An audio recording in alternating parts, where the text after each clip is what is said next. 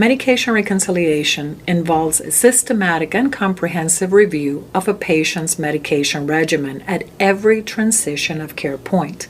Transitions in care include admissions or discharge from an inpatient unit and transfer to and between partial and outpatient care. The goal of medication reconciliation is to promote patient safety and ensure quality of care by avoiding inconsistencies, duplicative or unnecessary medications, in addition to decreasing the potential for adverse effects. Proper medication reconciliation involves creating a list of medications by comparing a patient's medication orders to all of the medications that the patient or individual served has been taking. Based on the patient safety research data, following proper medication reconciliation process could result in up to 70% prevention of all potential errors and 15% of all adverse drug events. When completing the medication reconciliation list, remember to ask about any prescription medications in addition to sample medications, herbal remedies, vitamins, vaccines, and all over-the-counter medications. The Joint Commission describes the medication process as one in which the provider of care develops a list of current medications, develops a list of medications to be prescribed, and compares the medication on both lists. You also make clinical decisions based on the comparison and communicate the new list to appropriate caregivers and to the individual served. Using the EMR, you can compare the current medications with the medications you are prescribing in order to complete the reconciliation process. The Joint Commission on Accreditation of Healthcare Organizations maintained the national safety goal of using medicines safely across the continuum of care under National Patient Safety Goals list for the year 2018 in order to secure and communicate accurate patient medication information.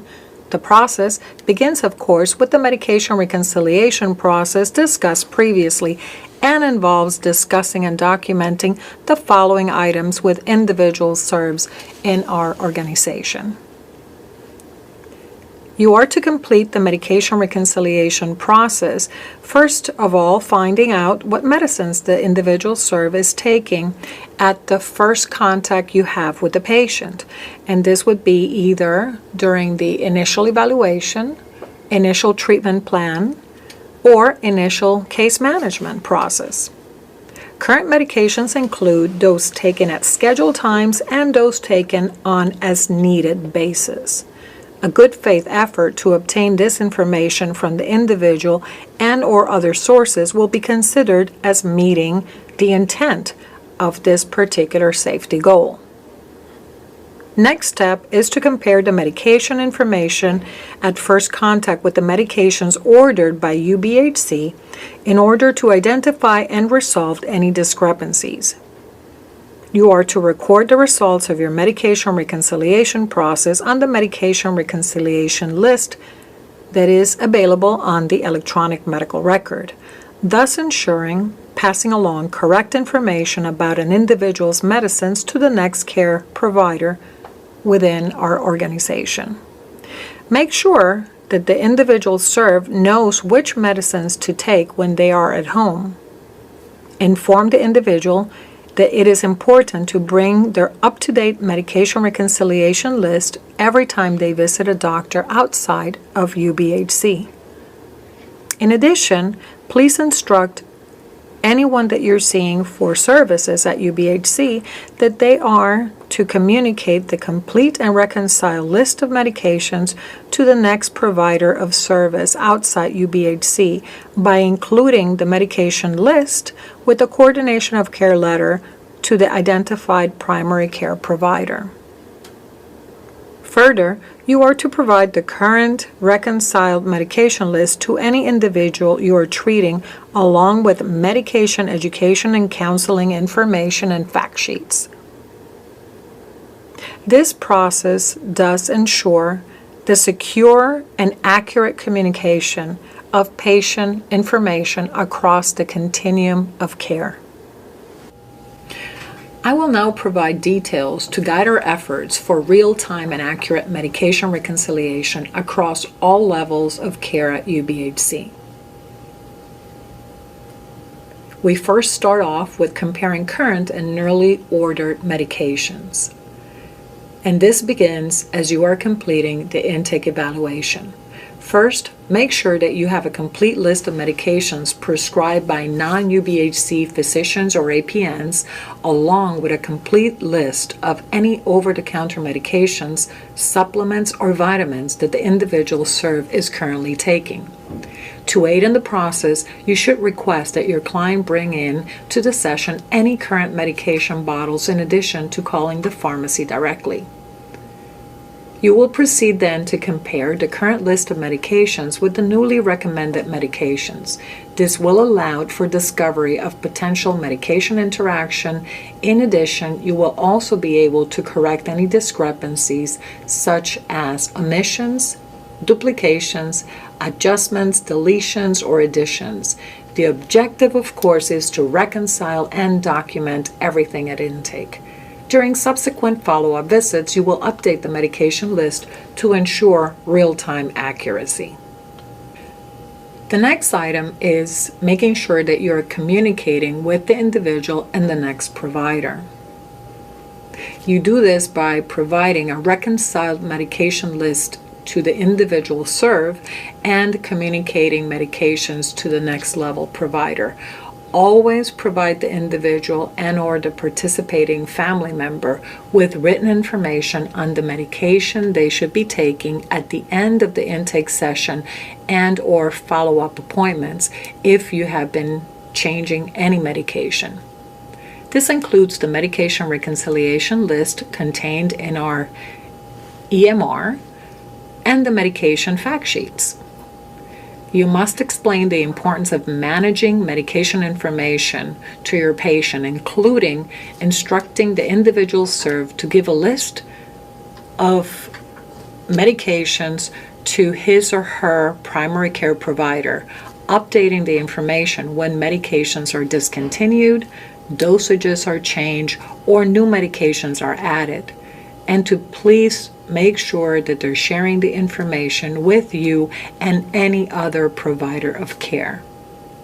This discussion is to be documented in the education section of your pharmacologic management notes, including the information provided to family members involved in treatment.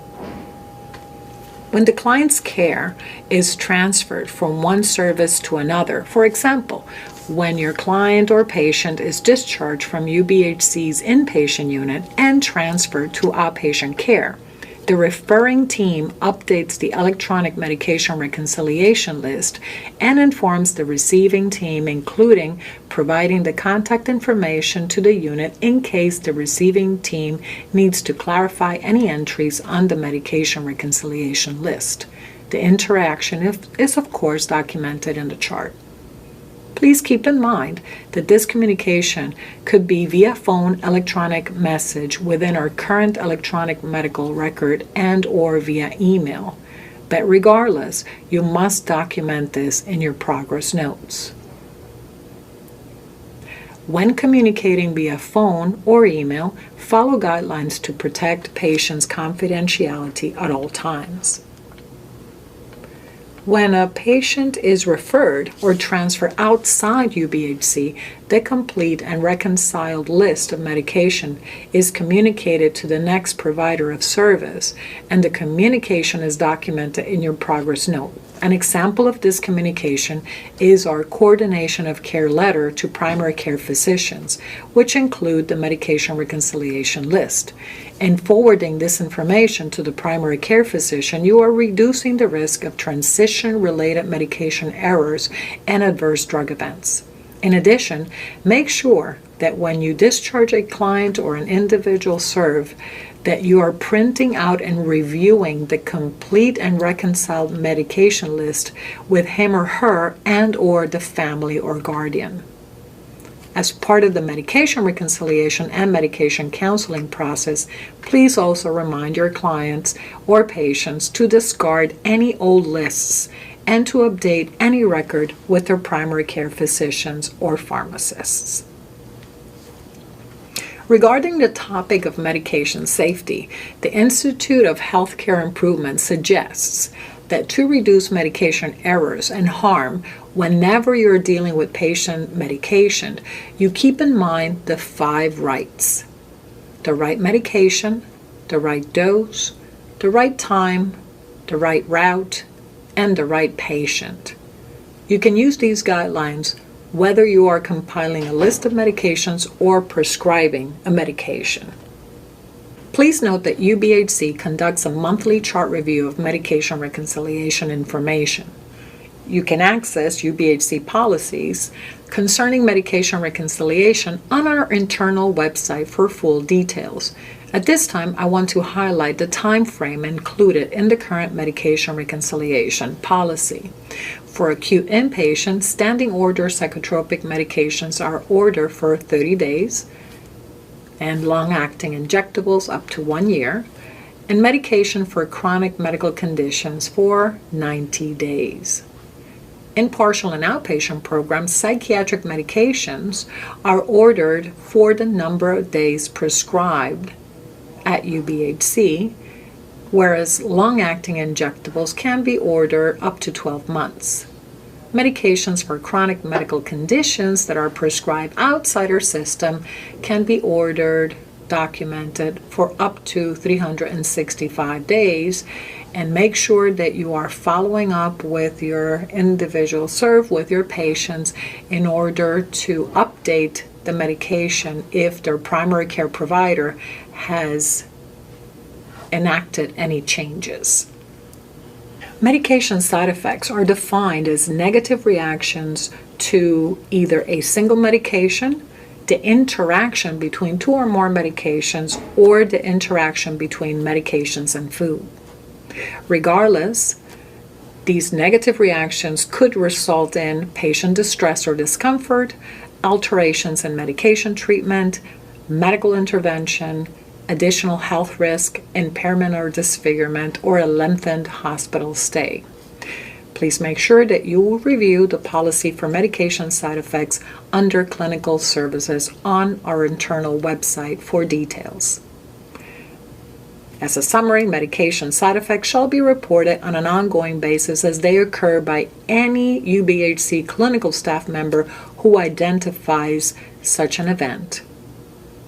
Medication side effects are aggregated for analysis by the Quality Improvement and Pharmacy departments at UBHC and reported to UBHC Pharmacy, Therapeutics, and Laboratory Committee, as well as medical staff in the Quality Improvement Patient Safety Committee, and to the medical staff on a quarterly basis.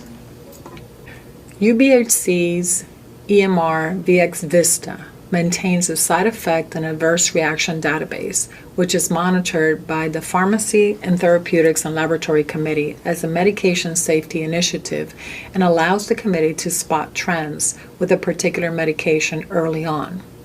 The database is not used to make subjective judgment about the prescriber based on side effects reported. In fact, I expect that the physicians and advanced practice nurses in our system readily report side effects, mild, moderate, or severe, and any adverse reactions to medications we prescribe. The expectation is that the number will be high based on the volumes of visits per year. This is not a reflection of clinical care, as side effects and adverse reactions are many times idiosyncratic reactions and expected when using any type of medication. Further, the information is not used to attempt to direct or redirect clinical care. This is a screenshot of our current electronic medical record, VX Vista, to demonstrate how to input side effects and adverse reactions on the cover sheet section of the patient's chart. When side effects occur, the UBHC clinical staff member who identifies the event shall enter the data into the EMR. Information is added to the EMR on the cover sheet. Right-click on the space marked Allergy and Adverse Events A choice will be offered to add a new allergy or adverse reaction. Add the adverse reaction event and respond to the question nature of the event as pharmacologic. If this is an event that has occurred while the individual is on site, mark the event as observed and select the symptom of the side effect. Additional comments can be added as necessary. Of course, if the reaction was not observed, then you would hit and click on historical. If you have any questions, please make sure that you can contact my office at 54041. We will now move on to the heat-related illness portion of this presentation. Please note that our patient population at times must be treated with antipsychotic medication. And during periods of high temperature and humidity, there are things everyone should do to lessen the chances of heat-related illnesses, specifically when patients are taking antipsychotic medications.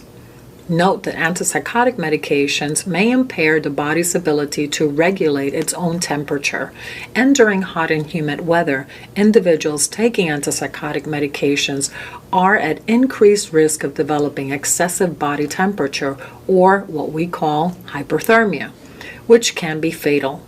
Individuals with chronic medical conditions are especially vulnerable. For instance, people with heart and pulmonary diseases, diabetes, alcoholism, and other medical conditions.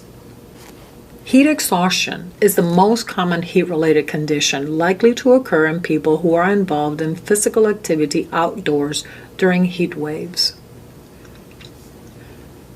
Please take time to review the symptoms in this slide.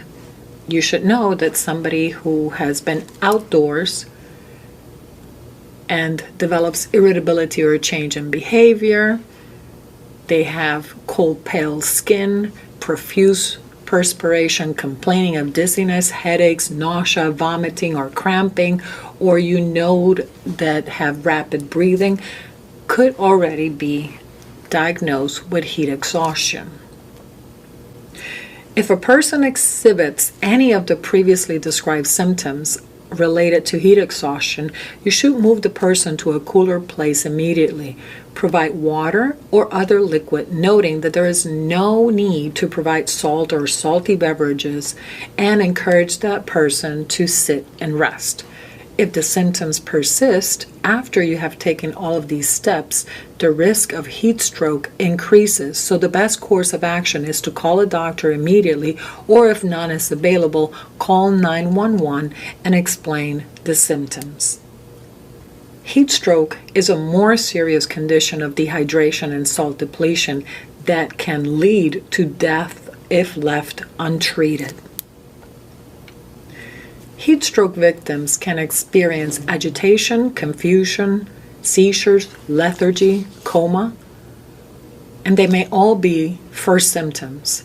In addition, you notice that somebody has high body temperature, high blood pressure initially, although if symptoms remain untreated, the person can actually go into what we call shock, which is a lowering of blood pressure. In addition, their skin is not only hot to the touch, but is now dry. So the person is no longer perspiring. And you can also notice that there's a rapid, shallow breathing. Elderly individuals and young children, especially under 5 years of age, are especially vulnerable and sensitive to heat's effect. Make sure that you are educating caretakers, parents, guardians concerning the risk and reminding them to treat symptoms rapidly. If you recognize the signs of heat stroke, take immediate action and call 911 immediately. You must loosen or remove outer layers of individual clothing.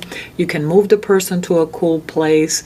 If the person loses consciousness, becomes unresponsive, you can use CPR until 911 It sends an ambulance, but make sure that you are only replacing fluids and sodium under medical orders, and strictly under medical orders.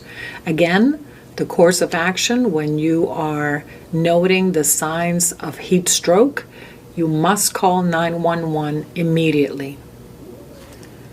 This is a list of some of the resources used to compile the information included in this module.